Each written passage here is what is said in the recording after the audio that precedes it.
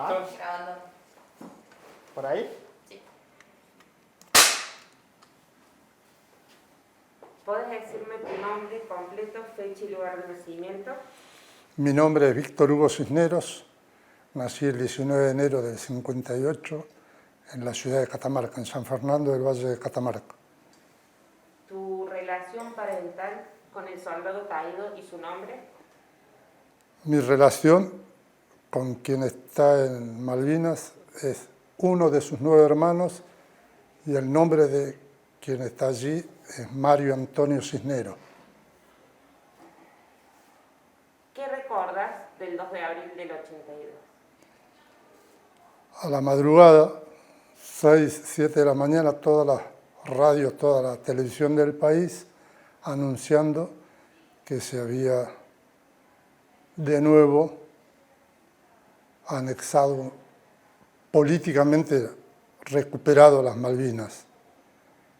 En todas las plazas del país había gente festejando con júbilo, con algarabía. ¿Dónde estabas ese día? En Caleta Olivia, Santa Cruz. Caleta Olivia, Santa Cruz es lo que es Río Cuarto a Córdoba, la segunda ciudad en importancia de Santa Cruz, a 77 kilómetros de Comodoro Rivadavia, que es la segunda ciudad en importancia de Chubut y que luego sería el puente aéreo del continente a las islas durante el conflicto. Recuerda, Víctor, de hacer la respuesta completa, porque corte que después lo que yo te pregunto lo sacamos, así Sí. que si no... ¿Cómo no? ¿Quieres contarnos un poco de tu hermano? ¿Era conscripto? ¿Estaba haciendo la conscripción? ¿Cuando lo llevaron a Malvinas? ¿Era soldado? Mi hermano era militar de carrera, era un militar profesional que ingresó a la escuela militar a los 15 años, a los 17 egresó, antes de cumplir 18 obtuvo su primer aptitud militar como paracaidista militar. De hecho, sigue siendo aún hoy el paracaidista militar más joven de la historia del ejército argentino, pero después tenía cada año de su vida, hasta los 26 años y 30 días en que murió. Él nació un 11 de mayo y falleció un 10 de junio, el día de la reafirmación de los derechos soberanos. Tenía 26 años y 30 días y todos los años de su vida hizo un curso de especialización, de buzo, de comando, de inteligencia, de andinismo, de alpinismo, acá es andinismo y montaña, de monte. Estuvo de instructor de los comandos en la República del Perú, luego del Mundial 78, estuvo un año y un tiempo, 4 meses, 5 meses, instruyendo a los comandos peruanos, que a la postre nos donarían 10 aviones durante el conflicto como ayuda a la República Argentina. ¿Cuándo y cómo te enteraste que tu hermano se iba para la guerra? Por otro de mis hermanos mayores, que en aquel momento Mario estaba en La Pampa, en Santa Rosa de la Pampa, y todo el tiempo estaba pendiente del tema del conflicto y llamaba a sus camaradas, ¿sí? No puede ser que haya gente, soldados en Malvinas y nosotros que somos comandos estemos. Entonces, en aquel momento no había como hoy tanta comunicación, no había, era todo hablar larga distancia, era caro, no era accesible para la mayoría. Entonces, todo el tiempo estaba hasta que lograron, en aquel momento, un mayor rico. Luego, en el 87, uno de las azonadas militares sublevándose en contra de los mandos en aquel momento, era el jefe, fue designado jefe de una compañía de comandos nueva, porque ya había una en Malvinas, y le encomendaron juntar a los comandos que estaban distribuidos en unidades de todo el país para desplazarse a Malvinas.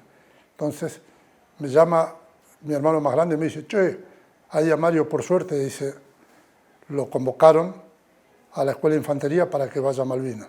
Así nos enteramos que solo 3 de los 10, mi madre ya había fallecido hace un año, mi padre vivía, y solo 3 de los hermanos sabíamos que iba a ir a Malvinas.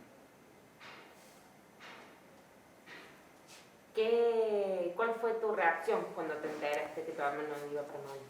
Y la reacción fue de alegría porque él estaba ansioso por eso. Él realmente... Yo trabajo en un banco. O sea, mi vida es los papeles, mi vida es un escritorio. Y él en uno de los... En aquella época, volviendo a la comunicación, ustedes son chiquitos, vos mandabas un cassette y ponías una lapicera Bic y lo corrías así. Bueno, en uno de los cassettes que mandó, que después le poníamos atrás una cinta scotch para regrabarlos, mirá vos las cosas que se hacían hace 40 y pico de años, 40 años, él decía, todos mis camaradas, todos a los que yo instruí como soldados profesionales están en Malvinas, yo estoy como una rata atrás de un escritorio. O sea, es como que de algún modo se sentía impotente de estar en un lugar habiéndose preparado para estar donde estaban sus camaradas en Malvinas. Durante la guerra, durante el tiempo que estuvo tu hermano en la guerra, ¿ustedes tenían comunicación con él? No, recibimos solo una carta 2 días después que murió y la carta escrita 4 días antes de morir. Como te digo, no era... Pero aparte ellos tenían una cierta libertad porque iban de lugar en lugar en helicópteros, tenían de algún modo una movilidad que muchos de los soldados de cada una de las unidades que estaban, a ustedes les corresponde este lugar, y armaban lo que ellos sabrán cómo armar para defender, y allí cada uno cumplía una función. En cambio, ellos que eran soldados profesionales siempre estaban del otro lado, tratando de, en aquella época, la función de las fuerzas especiales del mundo generalmente no es combatir, es informar. Que ahora se hace con los drones, por ejemplo, lo habrán visto ustedes, mandan el dron te muestra y no hace falta que vos lo estés viendo, lo ves por una interpósita cuestión mecánica.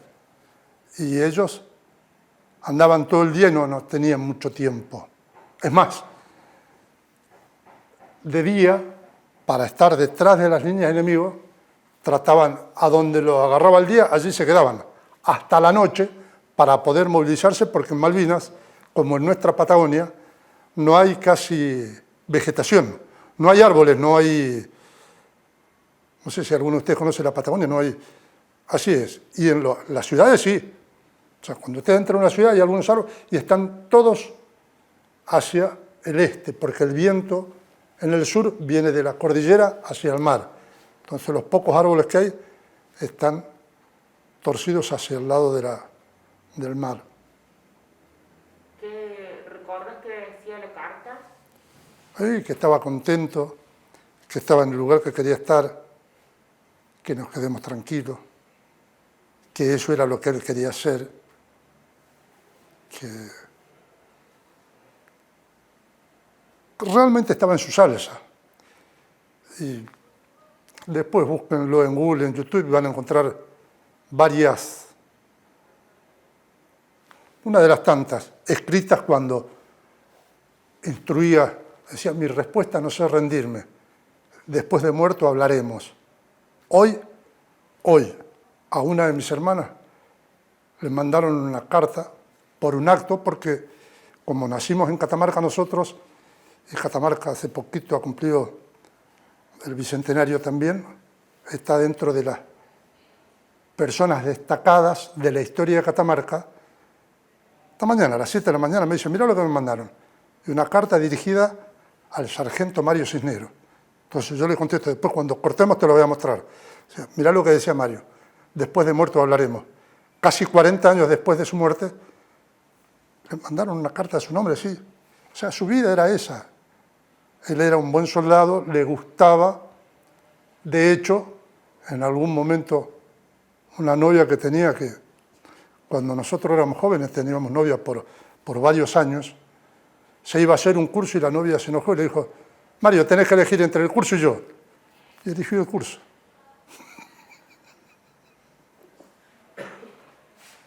Sabía lo que quería.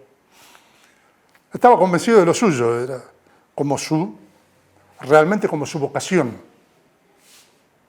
O sea, tenía la vocación de ser soldado. Y trataba de educar e instruir con el ejemplo. Eso es lo que lo hizo a pesar de su juventud. Repito, tenía 26 años y 30 días cuando murió, reconocido en varios países e incluso nominado héroe nacional antes que de Argentina, en la República de Perú, donde estuvo instruyendo a sus fuerzas especiales. ¿Qué sabes de su muerte? ¿Dónde murió? Murió a la 1:45 de la mañana de la madrugada del 10 de junio en un enfrentamiento con el SAS. Mario estaba en una fracción de comandos, ya te digo, ellos se movían de noche y en Malvinas, si uno mira una montaña, parece que fuera un río, pero en realidad no es un río. Son piedras tan grandes que las personas pueden estar dentro. Piedras de hace cientos, miles, millones de años, y es muy dañinas. Y parece que los ingleses, ellos iban a tratar de emboscar a los ingleses que a su vez ya lo habían visto y lo contraemboscaron. Resumiendo, Mario muere con un impacto de un misil Low 66, se llama, porque él estaba de apuntador de una MAG. Una MAG es una ametralladora pesada que en las fracciones son las que generan que el enemigo se aferre. ¿Qué quiere decir se aferre? Se quede en el piso para que los otros se puedan mover. Entonces, cuando vieron la primera ráfaga de la MAG, le dispararon con ese Low 66 que le dio en el pecho y lo mató. ¿Querés agregar algo más de tu hermano en la guerra o algo referido a la guerra? Si no, ya empezaríamos a hablar del regreso. No, si vos me querés preguntar algo que, no sé yo, Mario fue a Malvinas, o mejor dicho, la compañía de comandos de la que Mario era parte, fue a Malvinas el 27 de mayo recién, porque te decía recién el tema de la comunicación, que no era tan fluida, no era tanto como ahora que tenemos 2, 3 teléfonos, que en aquel momento, y esa unidad tuvo 5 muertos y hubo 7 muertos de gendarmería también que estaban anexados a esa unidad y 2 heridos en menos de 25 días de estar en la guerra. Porque son circunstancias que se dieron en aquel momento y no más que eso, no. ¿Cómo fue que se enteraron? A mi hermano más grande, aquel que le dijo, cuando se fue, los militares dejan una albacea. Una albacea es aquel que queda encargado de las cosas en general para la familia cuando son casados. Pero como Mario estaba en Santa Rosa, La Pampa y era soltero, solo tenía un Fiat 128. Y le dijo, che, si no vuelve a la guerra, llámenlo a Héctor, a mi hermano, al segundo de mis hermanos mayores, llámenlo a Héctor que venga a buscar el Fiat y se lo lleven a mi hermana menor Azul, a la que recibió la carta esta mañana. Nos enteramos por un llamado telefónico y después, bueno, a los días ya vino la comunicación formal de que había caído en combate.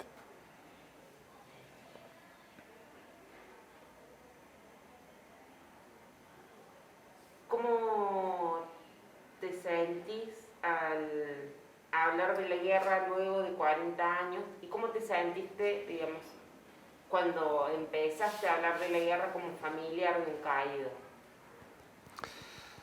El sentimiento de nosotros los familiares es de orgullo. Sentimos el dolor natural de toda pérdida. El tema es que por ahí,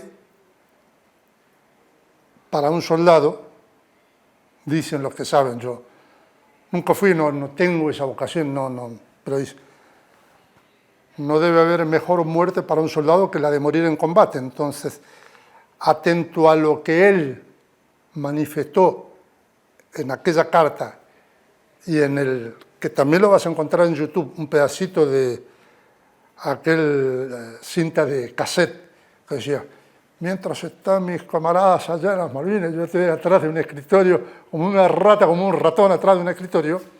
Entonces te duele naturalmente por la pérdida, no lo tenés más, pero en general la mayoría de los familiares sentimos orgullo.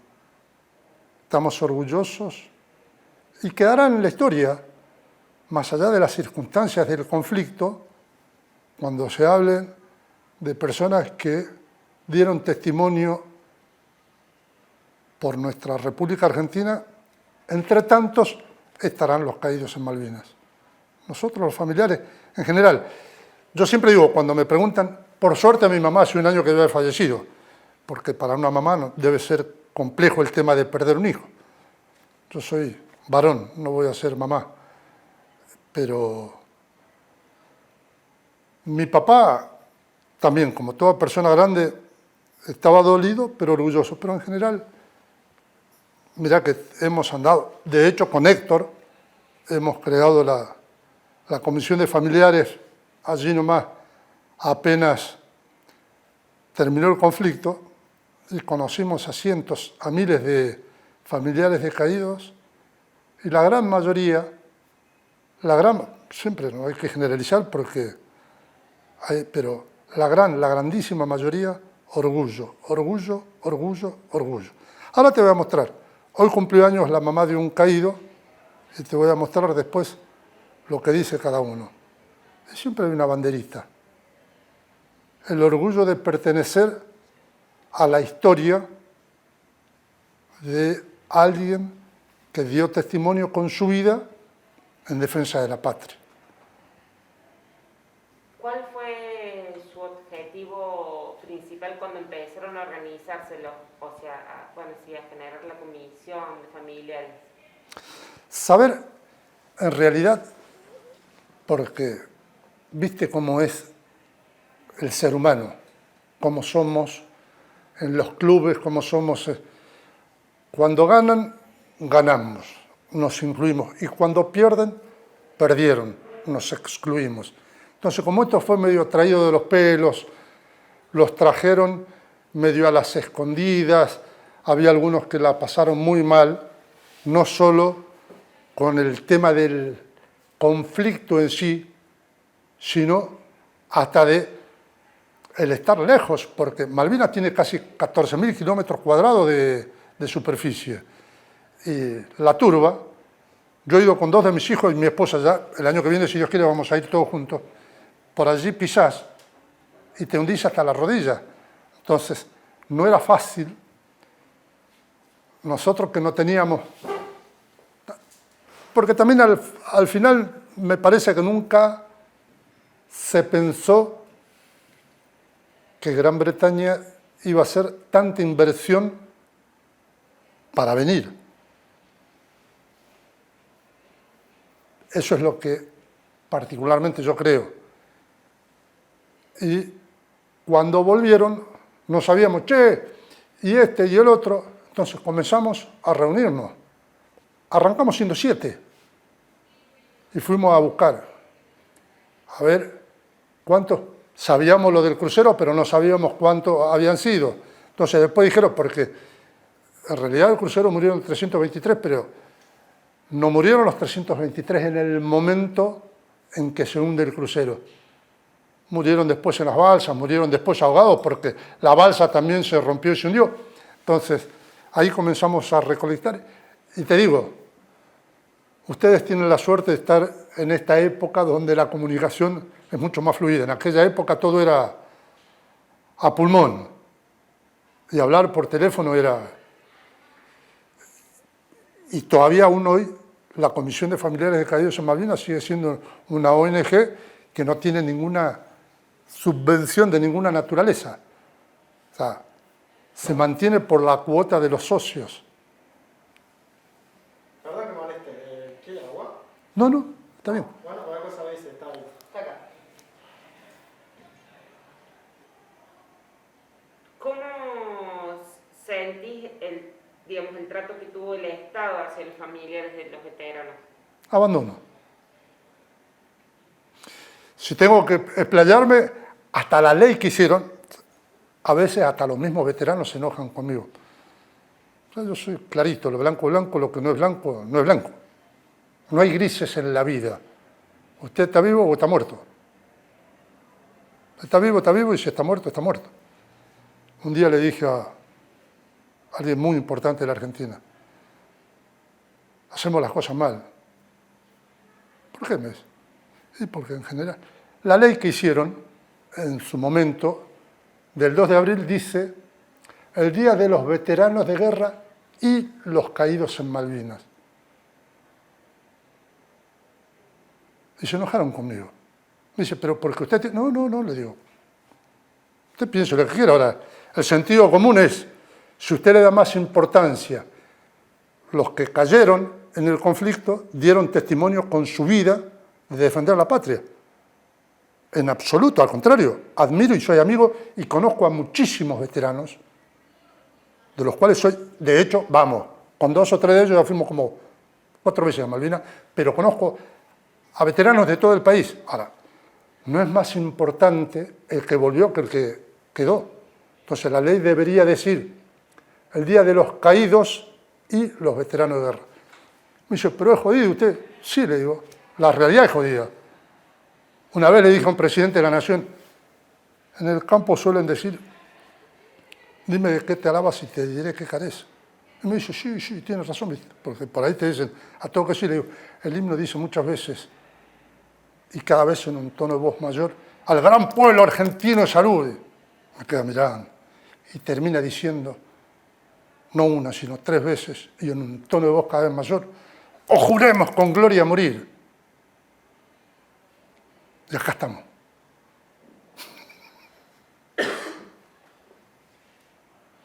¿Cuándo fue la primera vez que fuiste a Malvinas?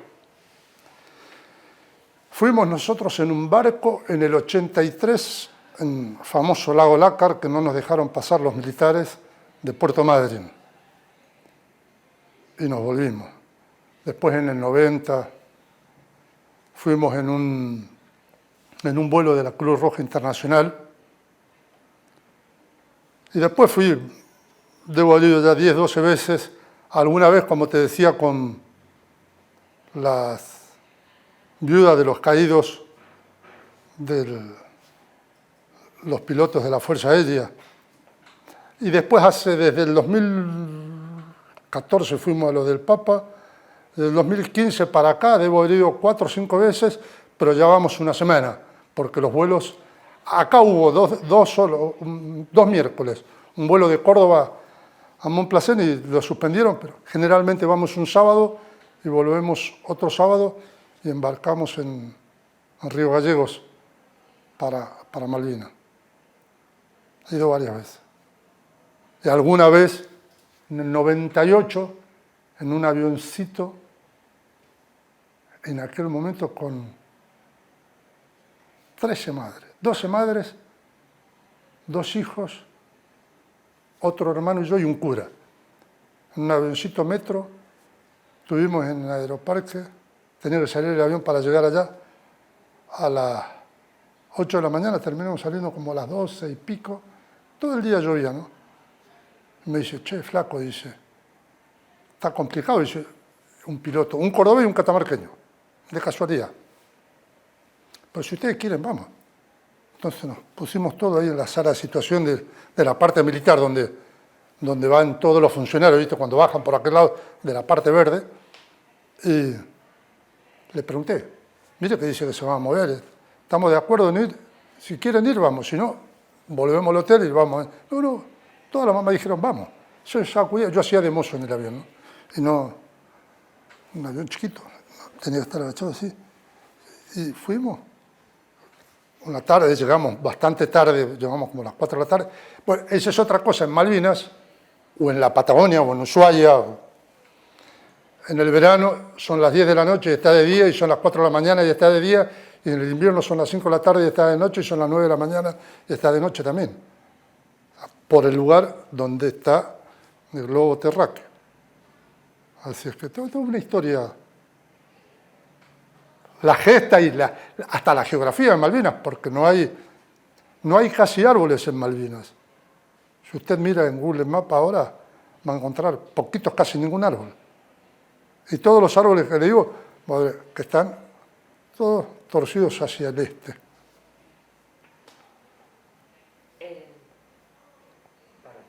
No, por favor. La pregunta se me fue. No. Contanos un poco de, la localización de los cuerpos, la identificación, como vos dijiste, están identificados. El otro día, hace una semana, después de que arrancó la pandemia, como toda persona mayor, ¿viste? Nosotros somos de cumplir las normas. Dijeron, en mi trabajo un día me dijeron, amigo tiene más de 60, vaya a su casa. Me fui a mi casa, no salga de su casa. Pasó la pandemia, me dijeron volví. Como tenía un montón de días de licencia, me dijo, tiene que irse a su casa porque tiene que tomarse la licencia atrasada.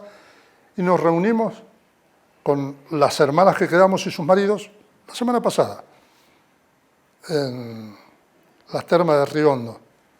Le decía,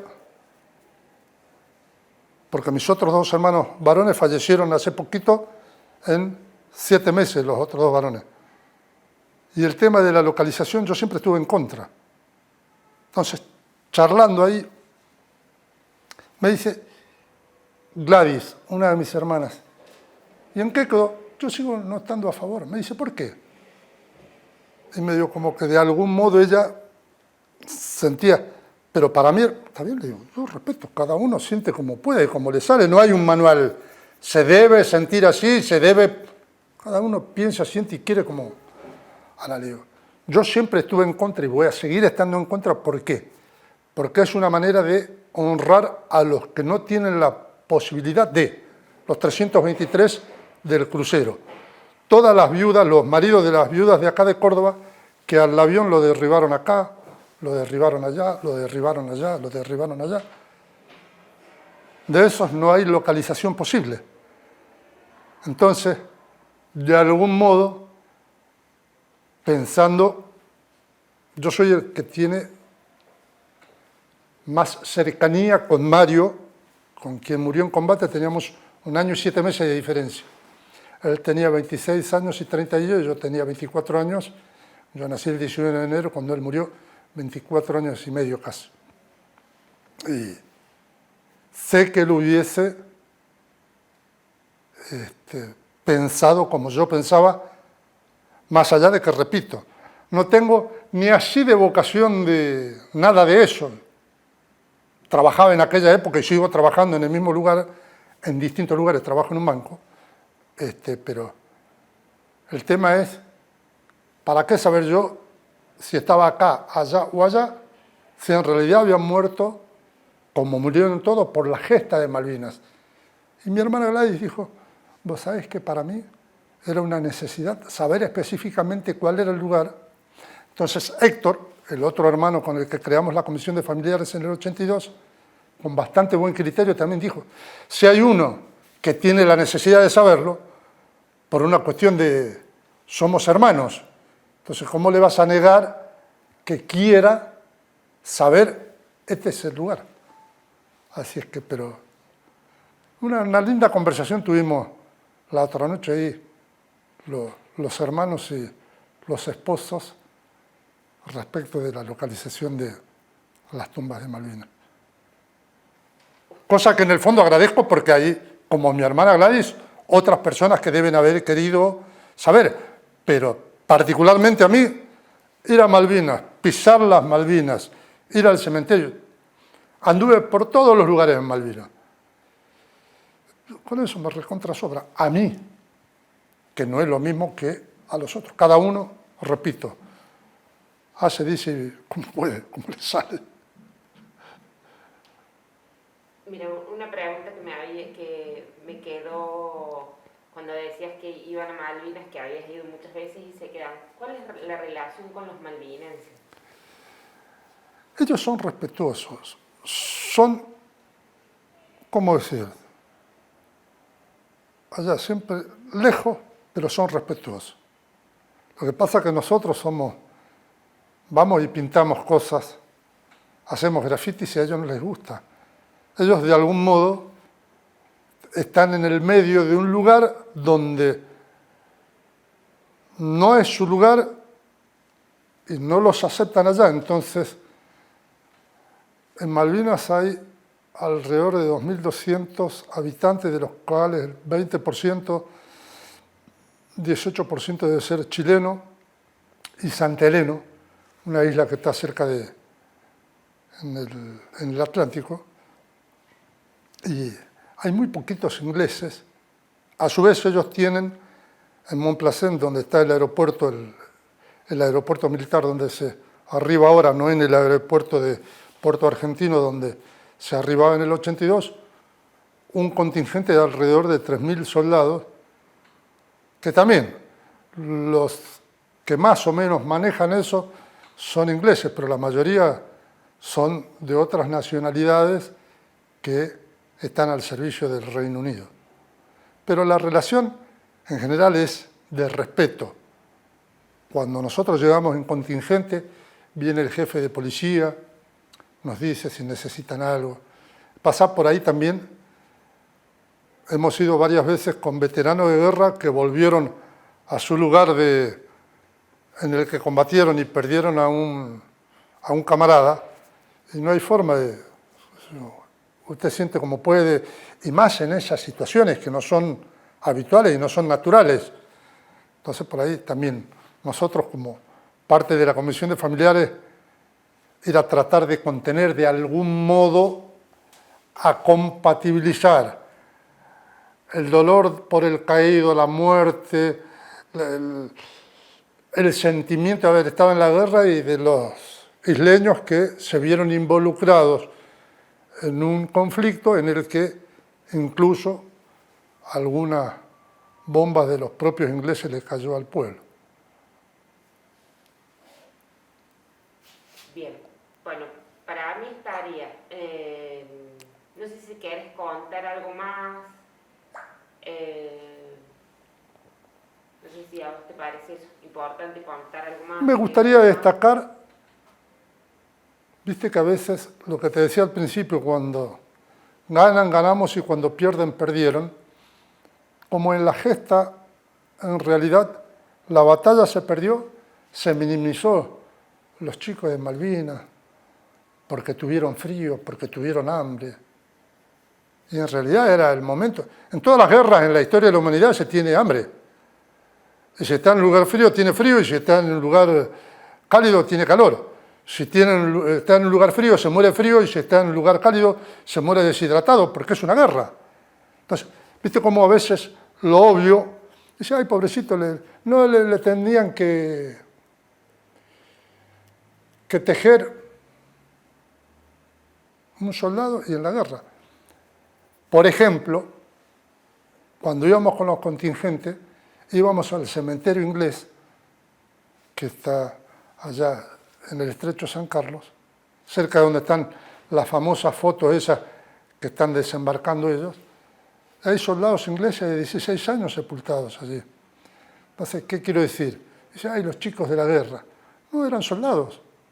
Es cierto que algunos, por apuro, por lo que te decía al principio, porque me parece que no pensaban que iban a venir, no los prepararon. No es menos cierto también que teníamos problemas con Chile y todos los regimientos que tenían que ver con la frontera chilena, no fue ninguno desplazado a Malvinas. Fueron desplazados los de Corrientes, los de Córdoba, algunos de Buenos Aires, los de Comodoro, los de Sarmiento, pero ninguno de todo lo que tiene que ver con la cordillera, el 17 de Catamarca, el de La Rioja, el de Salta, porque por ahí, y lo llevaron los chicos, hubieran llevado, un día a alguien le dije, pero ¿cómo dice? Llevaron a los chicos de la guerra de Corrientes. ¿Y de dónde lo hubiera llevado usted? A otro alto funcionario de... pero estábamos en Santa Cruz en esa época. ¿Y usted sabe acá dónde estamos? ¿Sabe hoy cuál es la densidad poblacional? No. 1%. Un habitante por kilómetro cuadrado. Entonces, y tenés que encontrar uno de 18 años, uno de 0 a lo que viva. En la Patagonia casi no hay nativos. Usted que es cordobesa, si va a Ushuaia, la mitad de los habitantes de Ushuaia son cordobeses. Y casi todos son profesionales. Porque en la Patagonia casi no hay gente. Entonces, mal podías llevar por ejemplo, uno de los regimientos que fue el 25 de Sarmiento Chubut, no sé por qué lo harían en ese momento los militares así, que eran todos cordobeses del interior de Córdoba. Y otro regimiento que también llevaron, que era el que te decía de Comodoro Rivadavia, el 8 de Comodoro Rivadavia, que eran la mayoría todos cordobeses de la ciudad de Córdoba. O sea, mira vos, a dos regimientos que están a 60 kilómetros, 70 kilómetros entre Comodoro y Sarmiento, a uno reclutaron todos cordobeses, todo el interior de Córdoba, vas a ver, son del regimiento, o la gran mayoría del regimiento 25 de Sarmiento. Y todos los de la ciudad de Córdoba son del regimiento 8 de Comodoro Rivadavia. Porque no hay habitantes en la Patagonia. Tan simple como eso. O sea, la Argentina es grande, pero cada vez más en los centros urbanos. Por lo que fuere. Hay para buscarle muchas explicaciones, pero en realidad los números son eso. Tengo una pregunta que tiene que ver más con esto de la guerra que decís. ¿Por qué crees que estaba esta lectura de que Inglaterra no iba a atacar? Por el costo. Ha sido una guerra muy costosa, han perdido muchísimo dinero,